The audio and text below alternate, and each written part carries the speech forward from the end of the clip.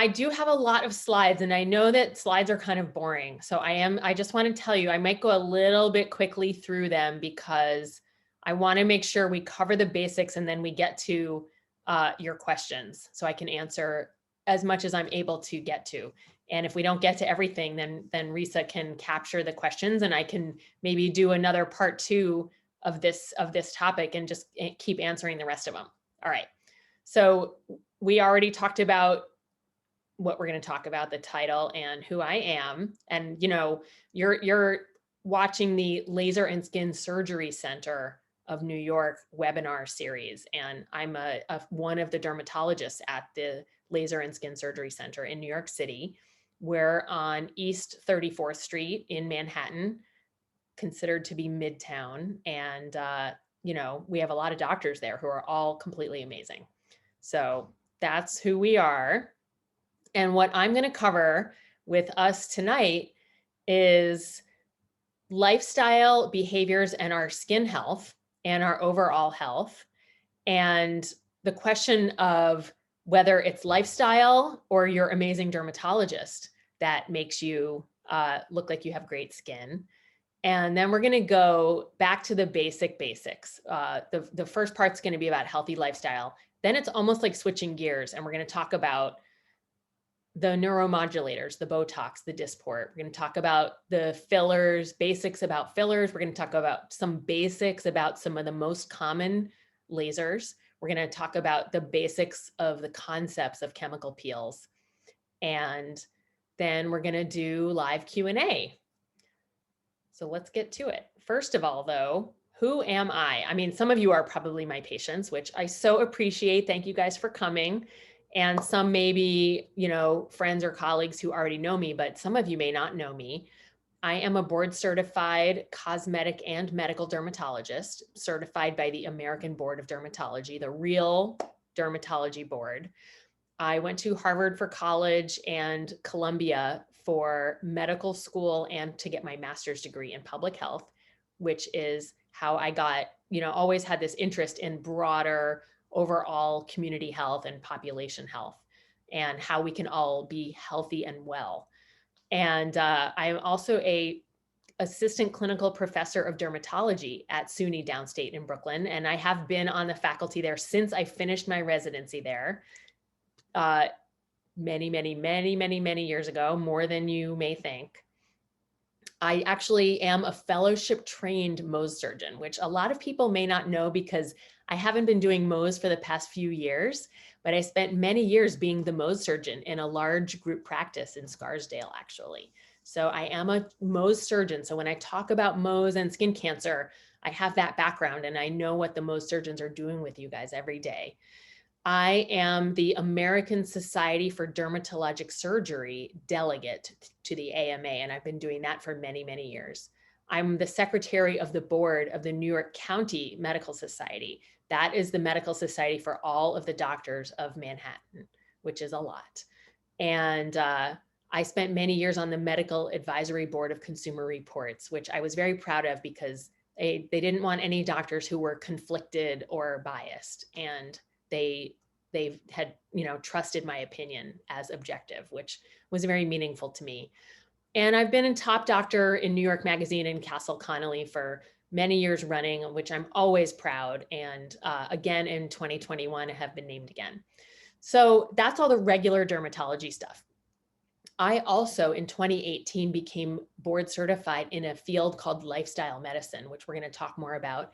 And that's about concentrating on healthy lifestyle behaviors and evidence-based lifestyle changes that have been shown to prevent and reverse chronic disease. And it turns out what's fun for me is that it also turns out that the same behaviors reduce and minimize aging of our skin, of our brains, of our bones, and everything. So that's been fantastic to become sort of known as an expert in. And I was invited to be their very first speaker on skin health at the American College of Lifestyle Medicine, which is meeting in November this year. And they've never had a speaker on the relationship between healthy lifestyle and skin health, and I'm going to be the first speaker there. So it's a real joy to be known for that. I am also on the medical advisory board of Plant Powered Metro New York, which is a plant-based health organization that helps people do a jumpstart and convert into becoming more plant-based if they're not really sure how, and has lots of seminars and cooking shows. It used to all be in person. We had potluck dinners, but now it's been virtual for the past year. And that's a great organization to look into as well. And finally, this is I didn't even realize this would be such a long list. In order to get all this healthy lifestyle going, it is very hard every day for us to change our behaviors and get out of our rut and get out of our own way. When we have work stress, family stress, relationship stress, what are we doing with our lives? A lot of existential, drama. And it's hard to necessarily choose the healthy food every day and do the healthy exercise. So I decided to get certified as a life coach because it was really meaningful to me to help people navigate all of these issues as well. So that's me. I've got all that going on. And I just wanted to talk about this field of lifestyle medicine. It's really opened my eyes in an amazing way to just how much our lifestyle choices impact literally everything about our health. We can almost control our health to a large degree with healthy eating, with healthy exercise, with healthy sleep, healthy mindfulness and stress management, healthy social networks and social support, and minimizing the toxins that we're exposed to in our environment. Now, for dermatology, that also means minimizing toxins in our skin and our skincare, but also pollution and smoking and alcohol all have impacts on all of our health. And if we live in these healthier ways, it's good for our GI tract, which is good for everything else. It's good for our brain. It helps stave off dementia. It's good for our bones. It actually reduces osteoporosis, and good for our heart health. It reduces a risk of heart disease.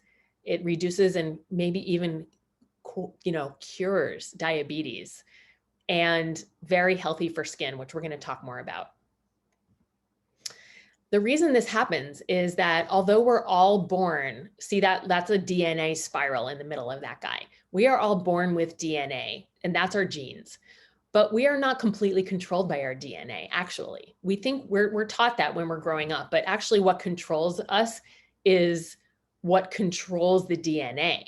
And what controls our genes are the epigenes. And we call that the study of epigenetics. And that is all of the factors in our body that decide which genes will be turned on and off. So I could have a genetic tendency and a potential to have a risk for a problem. But if I live in a healthy way, that gene may actually never get turned on. And that's why you can see now, you've probably been looking, this is like healthy guy on one side, and how, a lot of us probably secretly live in New York City on the other side. We want to be more like healthy guy.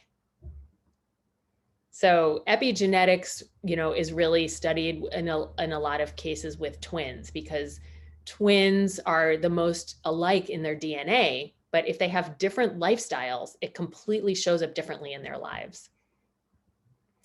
So as I said, the lifestyle and skin health covers, the 6 pillars of lifestyle medicine: food as medicine, physical activity, healthy exercise, sleep. These are the things I just said and went through.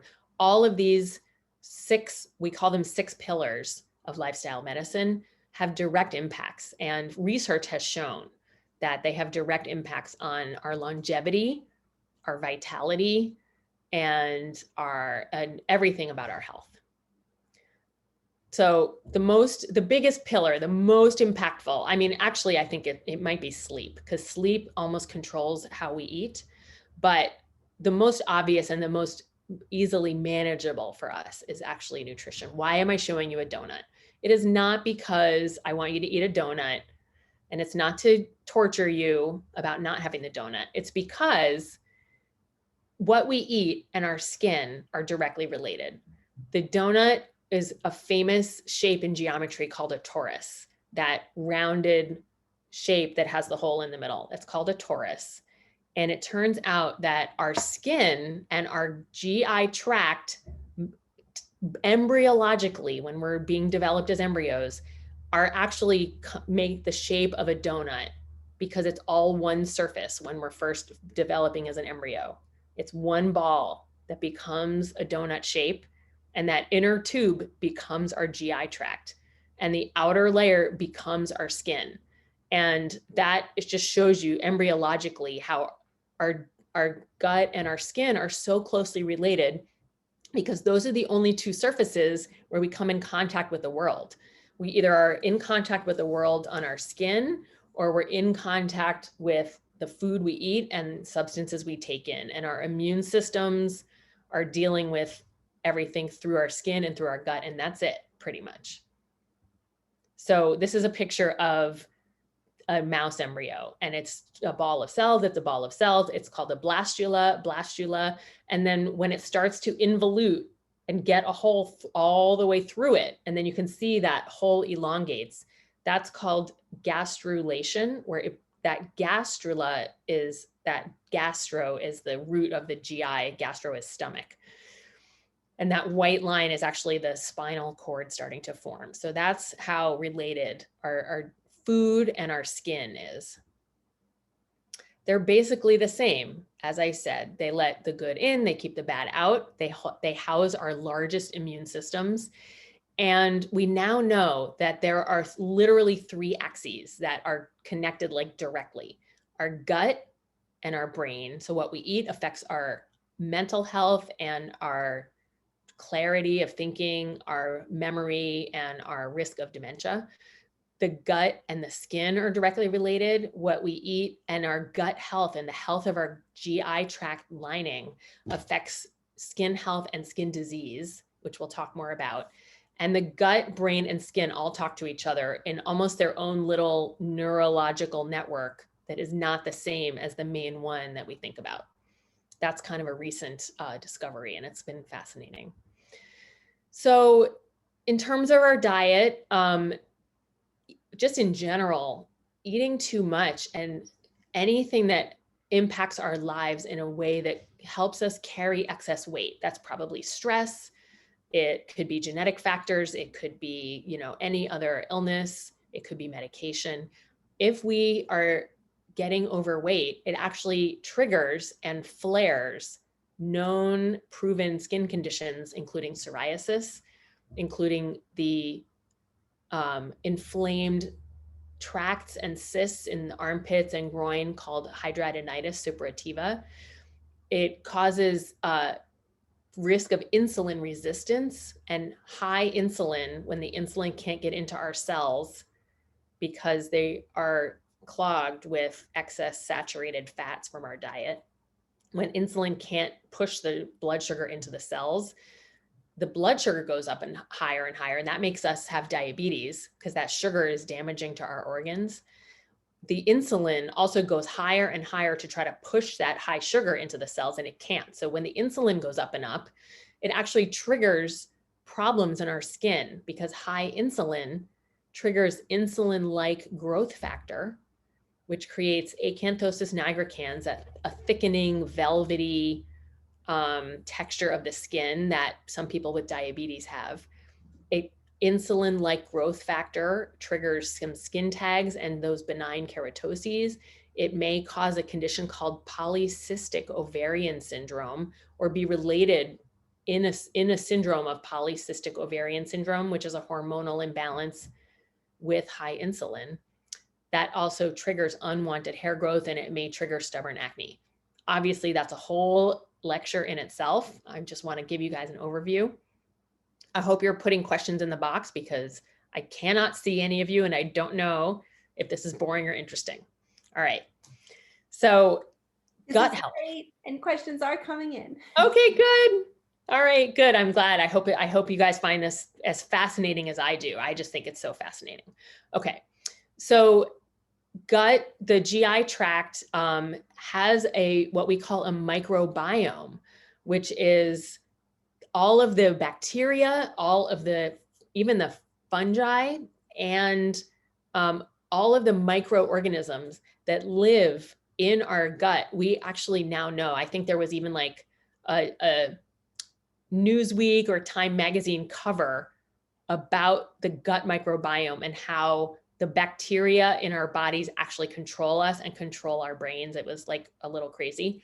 But we know that the microbiome in the gut really controls our immune system behavior and our inflammatory state, which triggers other issues. And we know that it directly impacts rosacea. If we have something called SIBO, which is getting more famous now, it's small intestine bacterial overgrowth. It's an imbalance that sometimes actually needs medication to fix. We have found that people who have rosacea that's really stubborn and does not respond to the common topical treatments, they are more likely to potentially be diagnosed with SIBO. So there's a direct gut-skin connection. Eczema is another condition that is related to potentially inflamed or irritated gut. And it turns out that food allergies, believe it or not, people think that when you have a food allergy, it triggers eczema.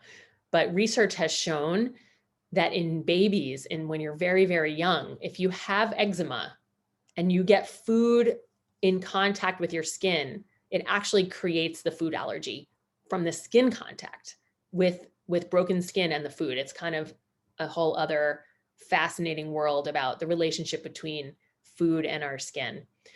Inflammatory bowel disease, Crohn's disease, ulcerative colitis, they all are directly related to how we eat with our gut health. And these conditions actually have corresponding rashes and problems that show up in the skin. So sometimes dermatologists are the first doctors to see patients with these conditions before the people even know that there's something wrong inside. Another condition that we're all more familiar with is the celiac disease. People who truly have celiac disease have an autoimmune reaction to gluten, which is a wheat protein. Not everybody's allergic to gluten and not everyone is sensitive to it, but some people are truly autoimmune sensitive to it. And some people are a little bit sensitive to it. And it can trigger certain specific and general rashes on the skin. There's the microbiome. So as I was saying, when we have leaky gut from eating the wrong foods and eating the wrong diet, it creates irritation and inflammation in our GI tract. And leaky gut allows maybe bacteria to actually get through the GI tract wall and into our organs and can create an autoimmune reaction. They have found that people with rheumatoid arthritis and potentially even psoriasis have some bacteria that were in the gut in some of their organs. And this is like brand new news that when we irritate and damage the gut lining, bad things escape into our bodies and trigger and wreak havoc. How do we fix it?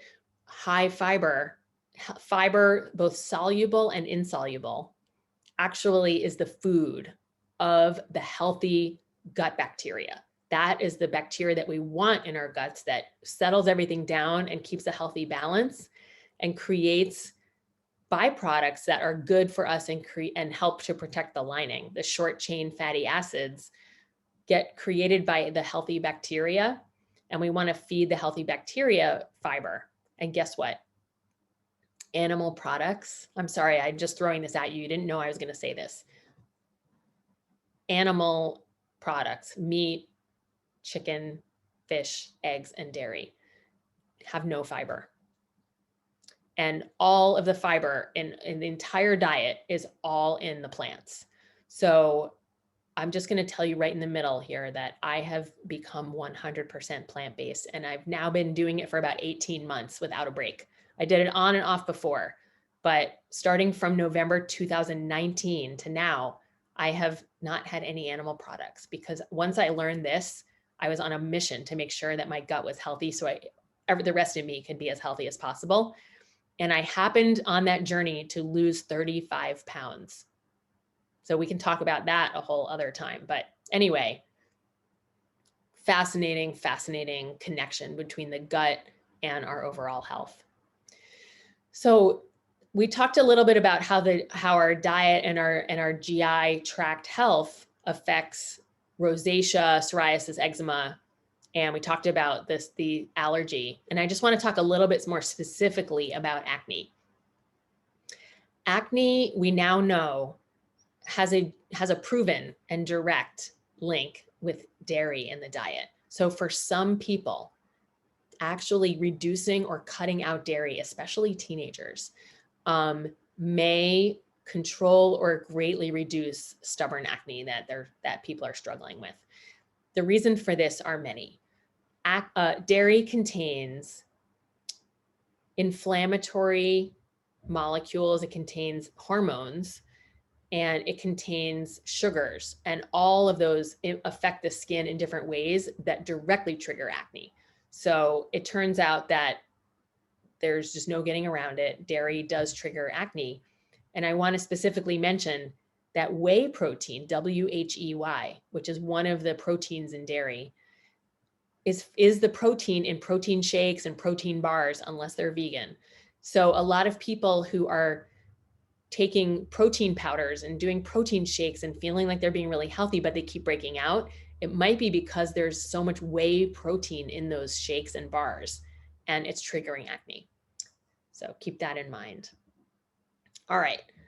So we talked about our genes and our epigenetics. There are so many features that have to do with our lifestyle and what we can control. Some stuff we can't control that we're born with, but some stuff we can control in terms of our overall health, our complexion, our weight, and how that affects our skin health.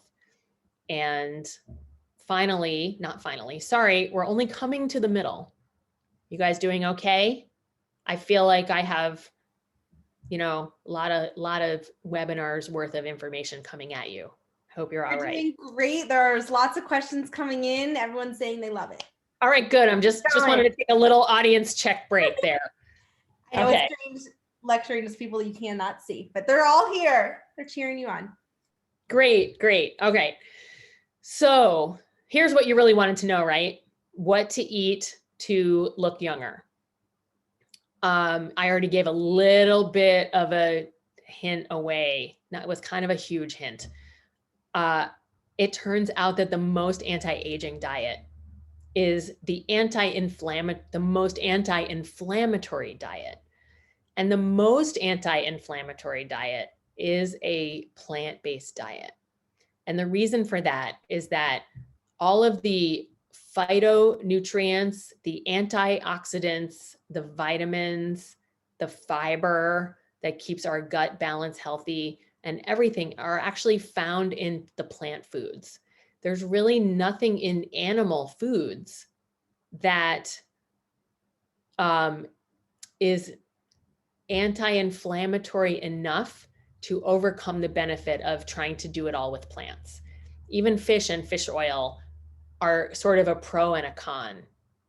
So I have completely shifted to plants. Now, caveat, when you're 100% vegan, you do need to take a vitamin B12 supplement, because that is the one thing that doesn't show up in our modern, very, very ultra clean plant diet. And I also take vitamin D. So we can talk more about that too if we have time. So first, the anti-aging diet that we're talking about, it fights oxidation. So all of these brightly colored fruits and vegetables and green tea, very, very, very dark chocolate. I eat 95% dark chocolate, and it's about a square every few weeks. So anything, the closer you get to milk chocolate, the closer you get to milk, and the closer you get to sugar. And those are the things that are bad for the skin. So not all chocolate, but the darker the better.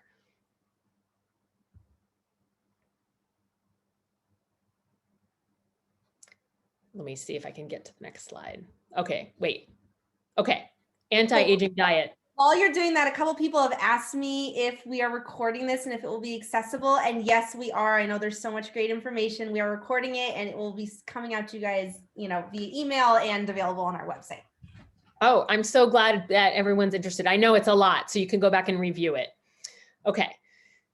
Part 2 of the anti-aging diet, glycation is when sugars get into our skin and cause cross-linking of our collagen, which damages it and breaks it. So anti-aging diet fights glycation and reduces glycation.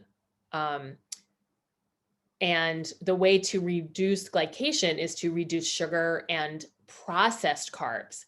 I want to say that carbohydrates are good for us, and vegetables and fruits are carbohydrates. We want the whole fruits and the whole vegetables. We want the fiber, we want the vitamins, we want the water that's in them. We don't want processed white flour and white rice and white regular pasta that's stripped of all of the husks and the nutrients. Okay, so we try to do as little processed carbs as possible. Sorry about the sugar fiends out there, you guys. The sugars cause advanced glycation end products, and you can remember that because that's AGE. It ages us. That's sugar. There's also surprise advanced glycation end products. When we cook meat and we cook animal fat and it gets that crispiness that we like and it gets heated up, that actually creates advanced glycation end products in us also. So even if the meat is grass-fed or organic, it's still less healthy for us than plants. Uh-oh, something is not advancing. Let me find out what's going on. Okay, an anti-aging diet fights inflammation. I call inflammation inflammaging, because if we are inflamed, we are aging. So we want to keep everything anti-inflammatory. And that's all of our spices and black and green tea. It turns out onion is also anti-inflammatory, which is great because I love garlic and onion. We take vitamin D, take our omega-3s, get magnesium in the diet, and fiber is also anti-aging. By the way, it turns out that fiber also reduces cholesterol because it acts like a little sponge and it pulls the bad cholesterol out of our bodies. All right, so here is just, each of these foods, just for fun in this list, are specifically anti-aging in different ways. And I just wanted to show how colorful and the variety. And this is basically like this is our anti-aging prescription. This is it right here. The famous Dr. Michael Clapper, who is actually a plant-based general doctor, he famously says that your body is never not looking. You can't get away with it. If you think you're looking the other way and sneaking something naughty into your mouth or into your lifestyle, your body knows. And then he was also giving a talk about skin health, and he actually said your skin is never not looking. And of course, I snapped that right up. Your skin knows everything that you are doing, whether it's healthy or not healthy. It's either healthy or not healthy. There's really no in between. Am I a little strict? Sorry. All right. And the famous Dr. Murad, who a lot of you guys probably know from the Murad skin products, he said healthy skin is a reflection of overall wellness. And we know that is now. Now we know that is true. So the big takeaway from part 1, you guys, are you getting bored? That was only part 1. The big takeaway is that every lifestyle choice that we make impacts our skin health and our skin aging. And there's just no two ways about it. Okay, so are we healthy lifestyle or are we going to our awesome dermatologist? Trick question. It's both. Healthy lifestyle is really the basis for doing the best we can on our own and making ourselves healthy from the inside out. And then if we also want to go to our great dermatologist and see what else we can do, there are plenty of things we can do that are pretty low key and, don't mean you're overcommitting or doing too much. If, this is a personal choice. And I do have a lot of patients who just want to do very little. And that is great. I would like to keep everybody natural and looking fresh and not feeling like they have to be worried that they're going to become addicted to all of this stuff. So let's go back to the basics. I know there have been actually many awesome webinars in this series, I know, of all of the fantastic new technology and, really amazing new procedures that my colleagues and I do. But I wanted to just dial it back a little bit and say, let us talk about things that you might not exactly understand and want to know more about, the basics of how these things really work and what the risks are. These are the conversations that I have with my patients right in the office. So I'm going to sort of just mention some of the things that I am commonly talking about every single day. You guys can ask questions later. So the Botox, Dysport, Xeomin, that is, we call these the neuromodulators. These are, they actually work by blocking the signal between the nerve and the muscle. And they do that by coming in here and they actually cut the receptors in the muscle that receive the signal from the nerve. And that killing of the receptors is permanent, but your muscles make new receptors. And it takes about 3 months on average for your muscle to recreate the receptors that were damaged. And that's when the Botox wears off. So it's not that the Botox is leaving your body. It actually is gone pretty quickly, but those receptors are permanently cleaved and your body remakes them.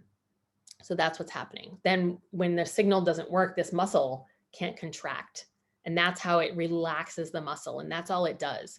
Botox and Dysport, they don't pull anything, they only relax. So that's why it's important to get the relaxing balanced properly, because if you relax this too much, eyebrows fall down. You know what I mean? If you relax this too much, your eyes hang open.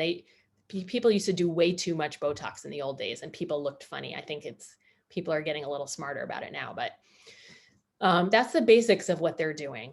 And they're pretty safe generally because, like I said, they're pretty much gone out of your body and the effect wears off. Now, you can have some bad temporary effects if the wrong amount is done, if it's placed in the wrong location, if too much is done. But it's not necessarily dangerous for your health as long as it's real, legitimate Botox from the real companies. If it's any kind of something from overseas or something from the internet or something that may not be true medical grade, sealed and sterile Botox, it actually has a risk of being contaminated and may actually make you sick. So I can only speak for the real stuff. Risks, like I said, are very low. Fillers. Now, there are a lot of categories of fillers. The most common, most basic, and safest, and also least permanent, are the hyaluronic acid fillers. And we do a lot of hyaluronic acid fillers at our office. There are also other fillers like Redness that are longer lasting and more permanent. I don't personally do that one, but I think some of my colleagues may. And there's also Sculptra, which is not exactly a filler that supports a specific structure like these fillers, but it's sort of a volumizer. So that's another topic that I'm actually not going to talk that much about because as of now, I don't actually do Sculptra. But the hyaluronic acid fillers they do not affect your nerves and muscles. They are just a clear, plain gel that doesn't do anything. It just goes in and it takes up space. So we use it to create a little scaffold and structure to go under the skin where you've lost volume and juiciness of your connective tissue, you've lost fat. As we get older, we lose fat in our faces. And if we don't replace it, what happens is that skin actually doesn't snap back so much anymore and it starts to hang down. So when we're doing fillers, we're replacing all the structure there to recreate what was holding the skin up in a natural way. If you see filler that looks bad, it is bad filler. Because if filler is good, it should look natural and actually not be noticeable.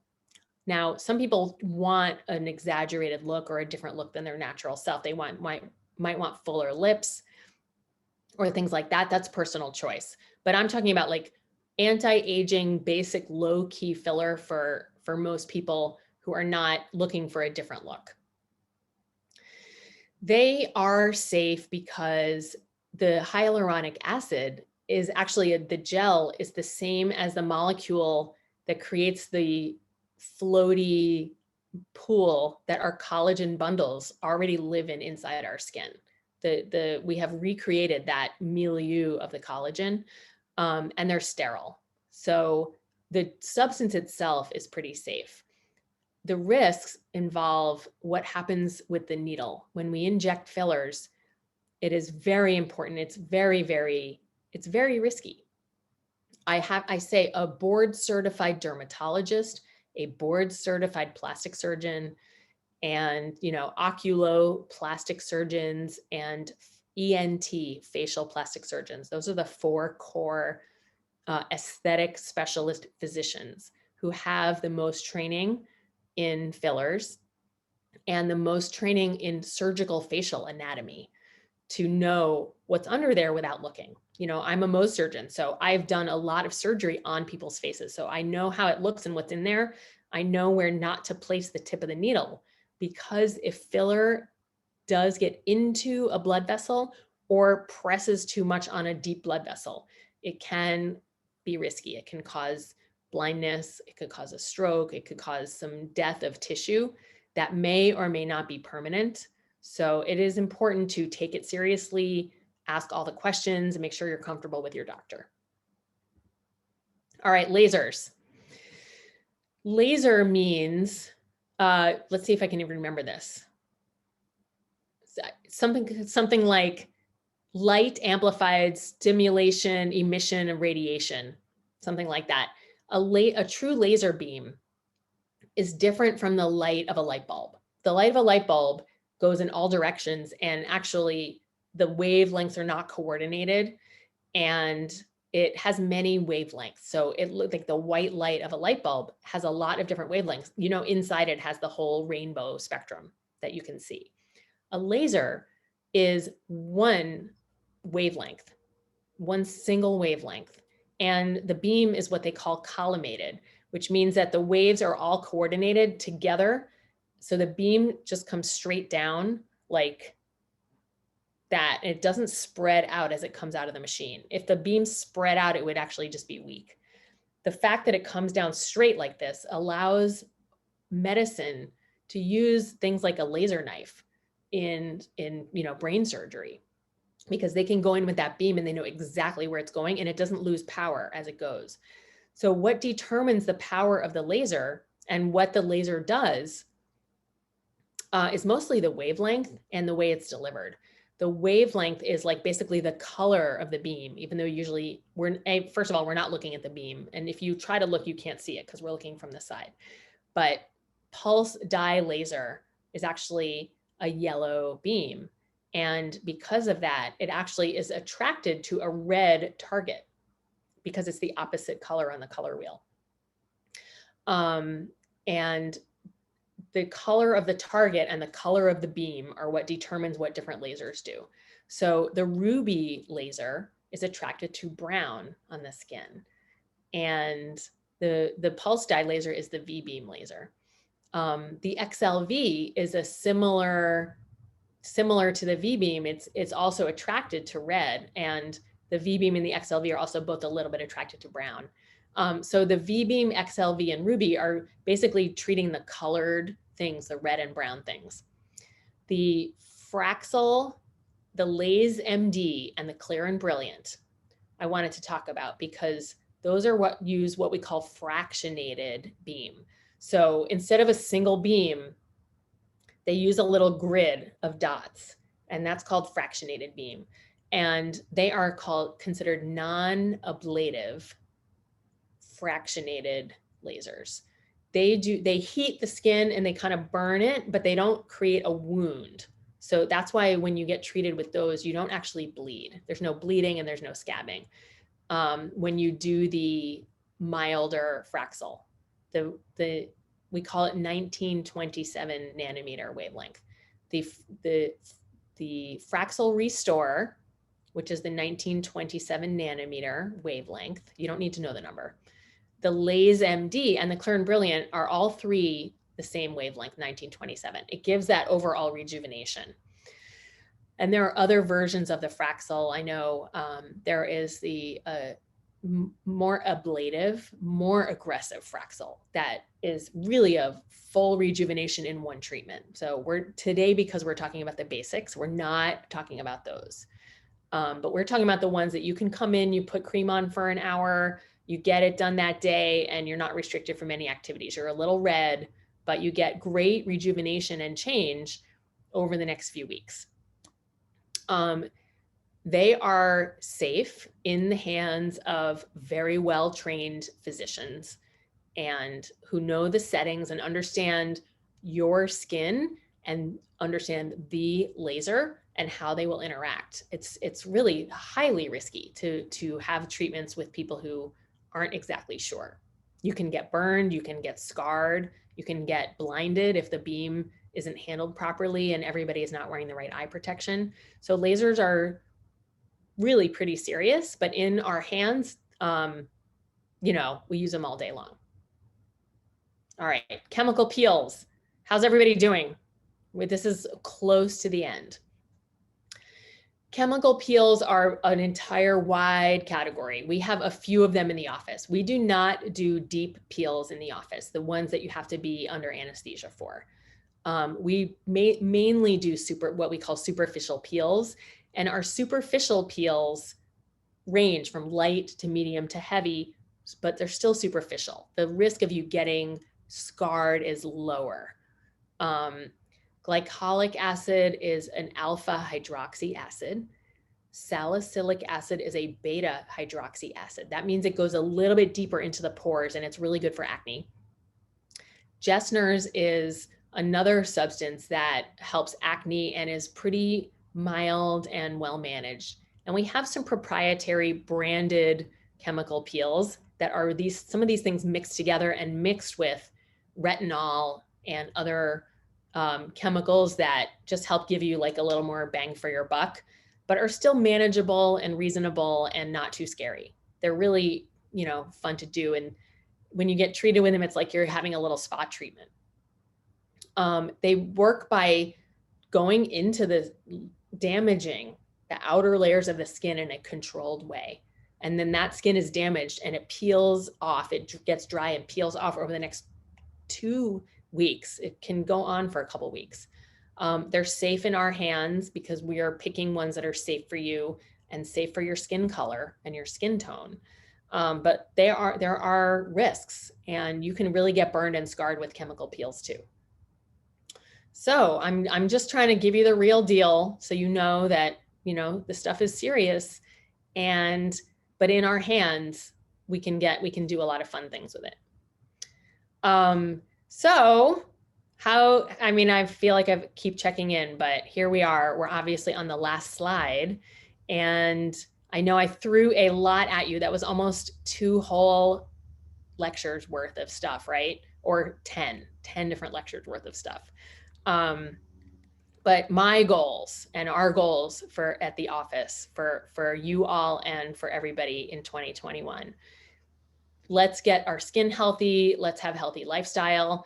Let's find out what treatments are good for you or that you're interested in. And let's treat the whole you, not just, you know, we're not just doing Botox. We want to get you healthy from the inside out. So our website is there, Laser Skin Surgery. There's the phone number. And please, everybody, I am talking about all this stuff all the time and trying to do it more and more, and would love to keep educating everybody. So please follow me on social media. I will just come right out and ask. There's my Instagram, there's my Facebook and Twitter. And I also just want to mention that I am, as I said, a certified life coach, and I'm going to be starting to coach people. So I'm going to be talking more about what coaching is and what that means actually in a webinar tomorrow night. If anyone's interested, please follow me on social media and I'll be able to give you more information there about that webinar coming out, but it is going to be tomorrow. So sign up and investigate. And now, please ask me questions. Great. Thank you so much, Dr. Krant. That was great. And Oh my gosh, 18 Q&A I just saw. 21. I have a lot. Don't you worry. I got them ready for you. All right. So let's see. All right. It's 7:20 here. We'll go for a few minutes and do as much as we can. All right. We'll do as many as we can, and we can share your webinar on the Practice social media as well if you're following us there. All right. So let's start at the top. So what are the best products to use to calm down redness from rosacea before putting on makeup? Well, you know, it's interesting that several years ago, they actually found out that, believe it or not, rosacea, a lot of people with rosacea have this chronically inflamed skin. And that chronic irritation has created microscopic damage to the skin barrier. So the skin is not as intact as it looks from the outside. And what that actually triggers ongoing cycles of inflammation that can't calm down. So especially for people with rosacea, anti-inflammatory, calming moisturizers and non-irritating skin products are really important.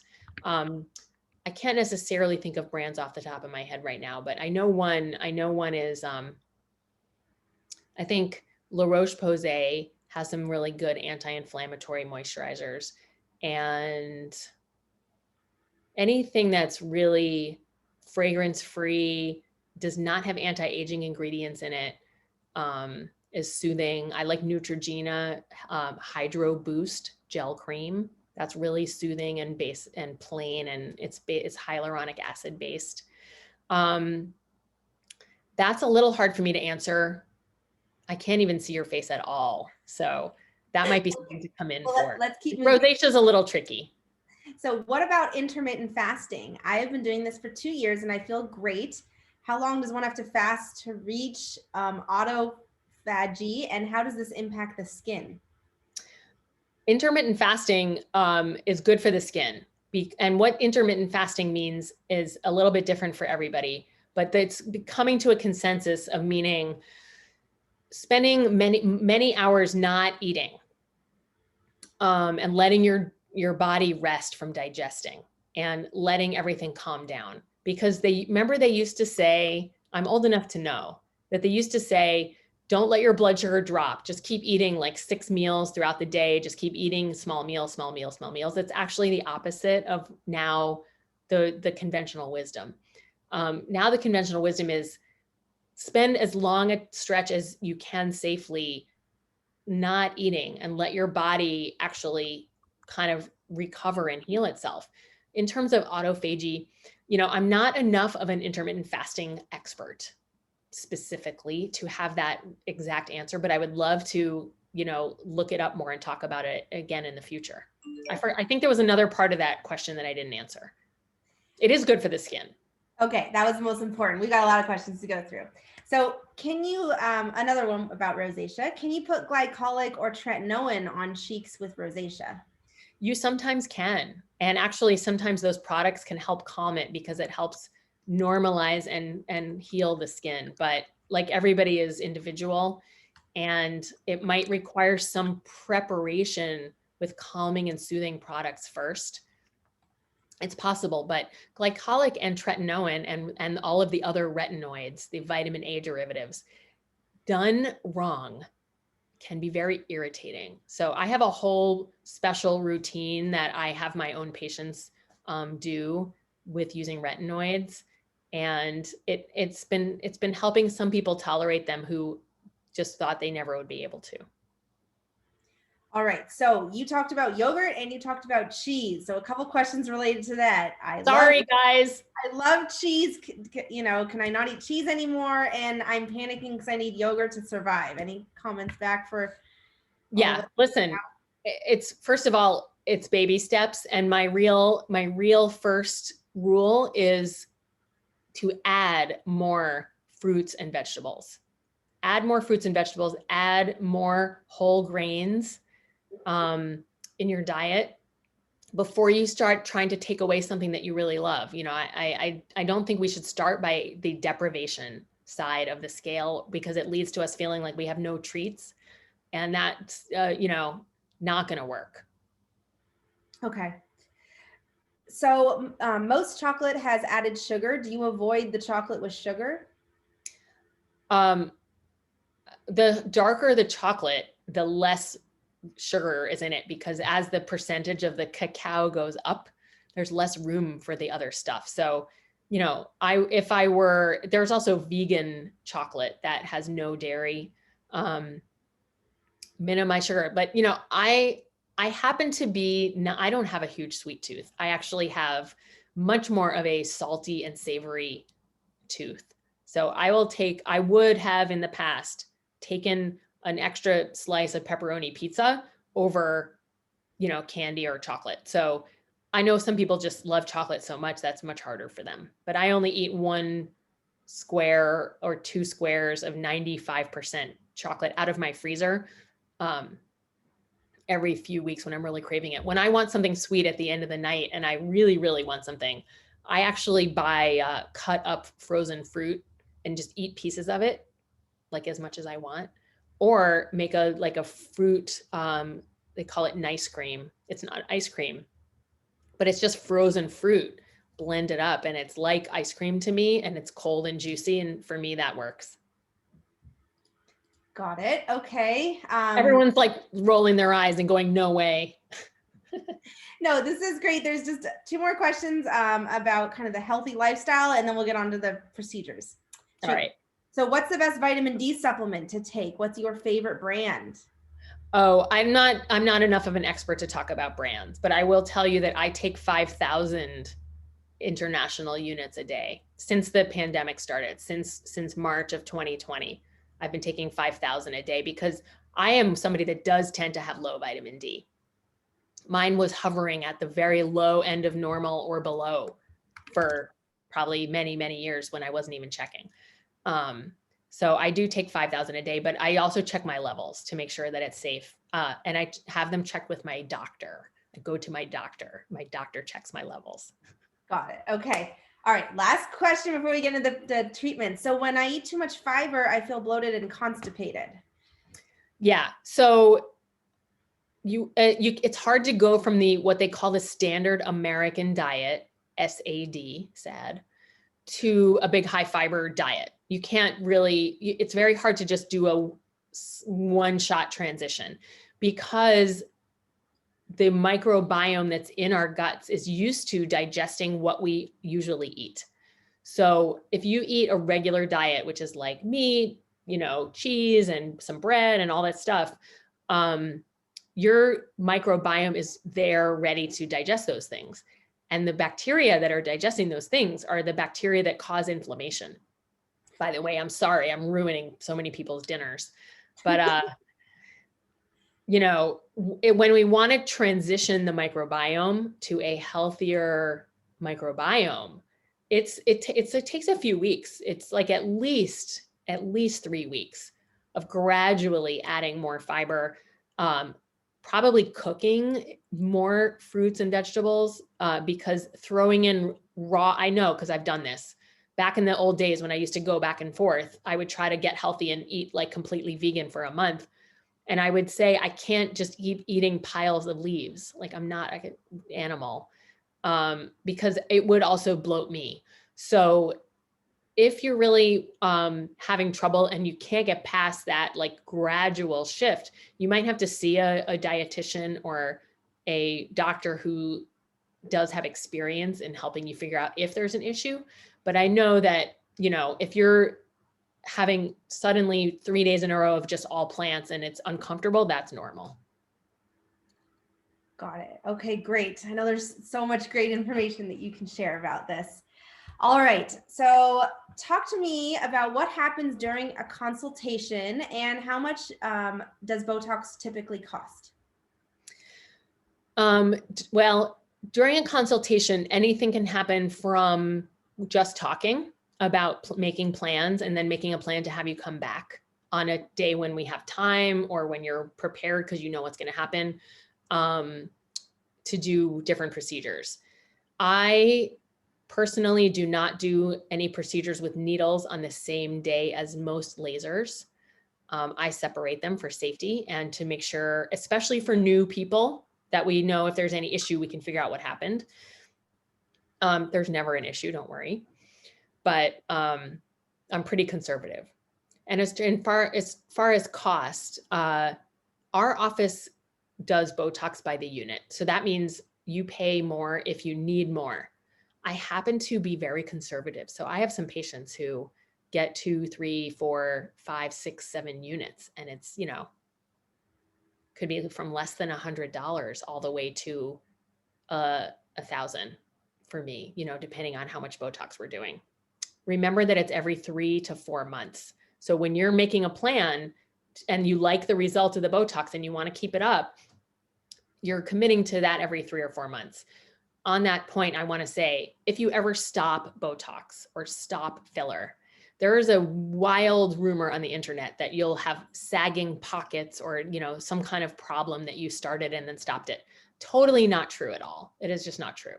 It's totally safe to stop. If you do it for a while and you don't want to keep it up, you will start to go back to what you would have looked like, and you might not like it, but it's not like something exaggeratedly bad will happen. Okay, great. So a couple questions about treatments for sunspots. Someone saying, I used to be able to treat them with regular facials, but haven't had the opportunity to do this through the pandemic. Any advice for sunspots? Sunspots is sort of a general term that can mean a lot of different things to different people. One of the most common that we think of is called lentigos, and that's like the light brown spots that are not melasma, which is hormonally activated, but regular sunspots that they used to call liver spots. We really generally treat them with the Ruby laser and the Fraxel lasers because they have a little stubborn root in them. They're in the skin. They're not that easy to just bleach. All right. How do you determine if someone should do a laser or a peel? Oh, there are so many factors, everything from what the actual issue is and how deep the issue is and what kind of change we're looking for, to budget, because they're in different budget ranges, really. Got it. All right, let's see. How often do your patients get fillers and how often do you recommend chemical peels for consistency? I don't have a set calendar. I might be the wrong person to ask because I'm really let's see how you look and then we'll decide person all the time. I never say you have to do chemical peels every 3 months or you have to do filler every 6 months. I just don't. I think that people can end up over-treated that way, overfilled.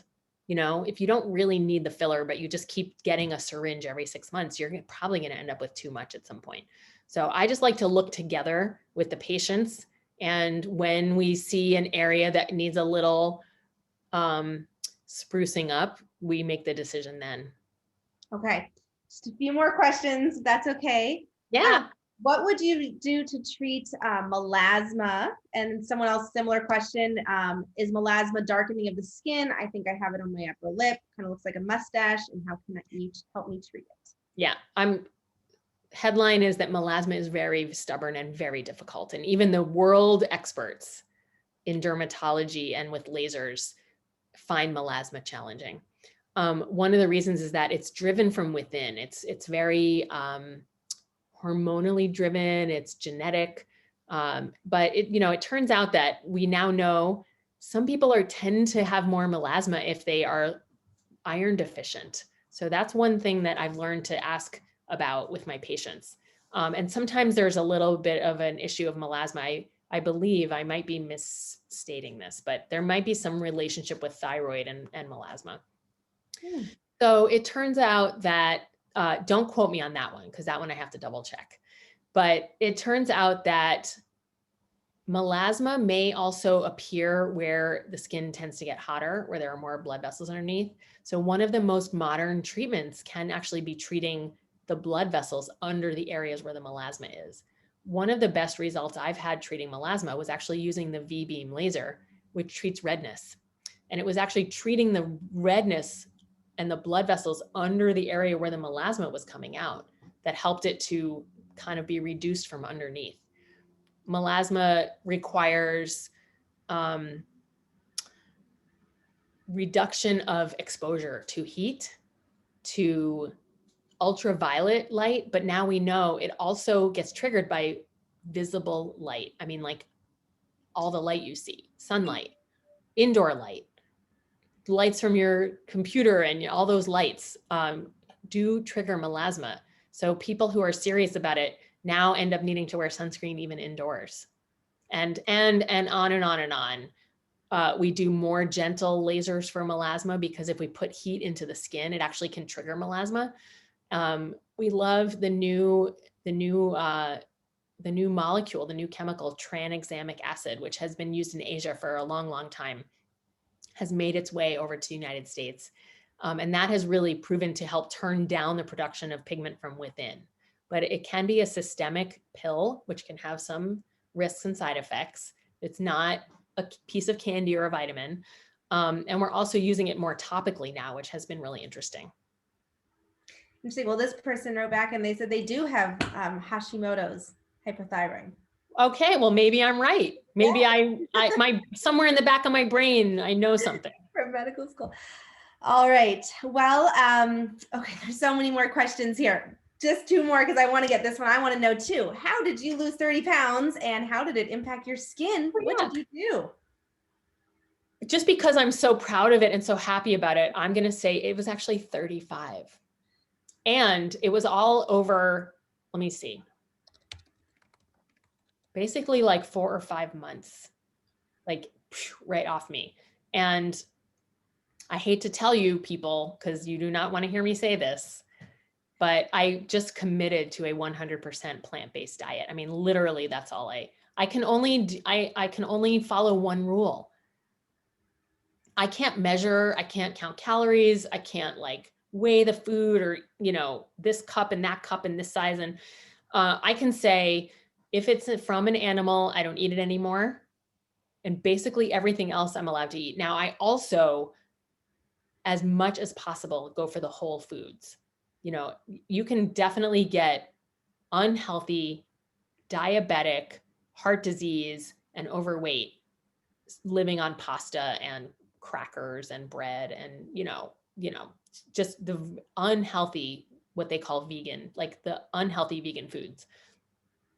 The substitute meats, the Impossible Burger, the Beyond Meats, those are not daily staples. Those are treats.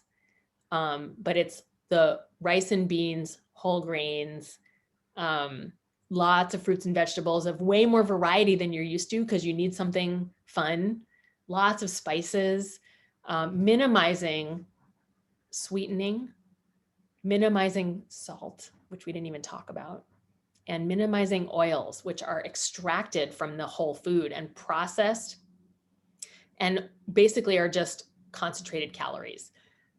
So I cut out oils. I do eat avocados and nuts and things that have the healthy oils and fats in them, but basically doing that, I can talk about that for a long time too, but I didn't have to do anything to lose the weight. I eat as much food as I want to eat, and I basically eat it whenever I want. It's my contention, and I'm making this up, that if you actually eat 100% plant-based all the time, your body acts more like it's in a fasting state. So I don't actually do intermittent fasting because I don't have that much control and I get hungry and I want to eat. But I trust that I'm only putting healthy stuff in. So my body isn't processing unhealthy food, at all hours of the day. Got it. Okay. There are so many questions here from everyone. I have one last one, but anyone else that still had questions, I want to encourage you to reach out to Dr. Krant on her Instagram because she personally is managing it and will answer you. Oh yeah, it's me. I mean, her, it's not someone else. Let's say caveat right now. In this setting where I don't see you guys and I'm kind of answering for everybody, I'm definitely answering as much specific as I can.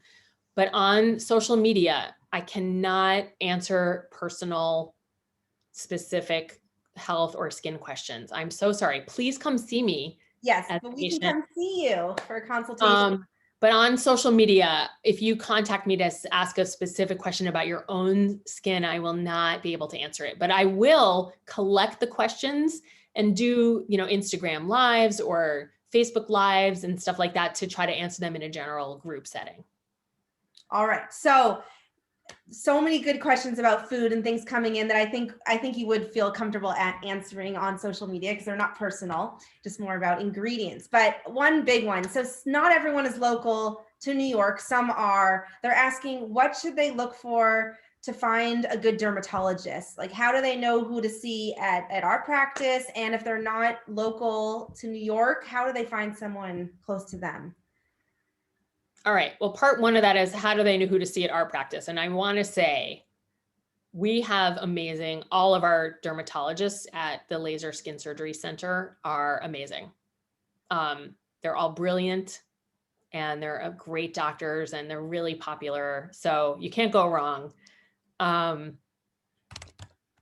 That's one. Two, what was part two of that? If you're not local, like someone saying they're in Toronto, how do they find? Oh, well, I don't know about in Canada. I'm sorry, I don't know. I do know that there's a website for plant-based doctors called plantbaseddocs.com. And I don't know about dermatologists though. The American Academy of Dermatology has a listing of all of the board certified dermatologists by location. So I would say aad.org and then find a doctor is a very good place to start. Great. Well, thank you so much, Dr. Krant. I think we could just go on forever because this is such an interesting topic and we have so many questions. Even I have some personally that now I want to ask you, especially as we're all getting ready to go eat dinner. But right. I really appreciate you sharing your expertise. Again, this was recorded, so we'll send this out to everyone so you can rewatch it. And the good news is if you love Dr. Krant, you can come see her for a consultation. And, she would love to speak more one-on-one with you. She definitely has a really interesting perspective on dermatology and this kind of holistic whole person approach that, I love, and a lot of people do love that. And like she said, if you get in to see anyone else at our practice, all of the doctors and dermatologists, and we have plastic surgeon are also all incredible. So thank you so much, Dr. I wanted to say just one more thing too. If you feel like I would help you to guide you in terms of making life changes, not as a dermatologist, but remember that I am going to be doing that webinar tomorrow night about life coaching. And if you want to find out what that means, I'm actually just going to be talking about like literally what it means and what it is. And that's also free. So I'll be listing that on Instagram. If you're thinking I can't get in to see Dr. Krant, but I want to work with her in some way, that might be an option. I love that. Well, that's a beautiful option. So thank you so much. So make sure you're following all of us on social media and have a great evening. Bye, everybody.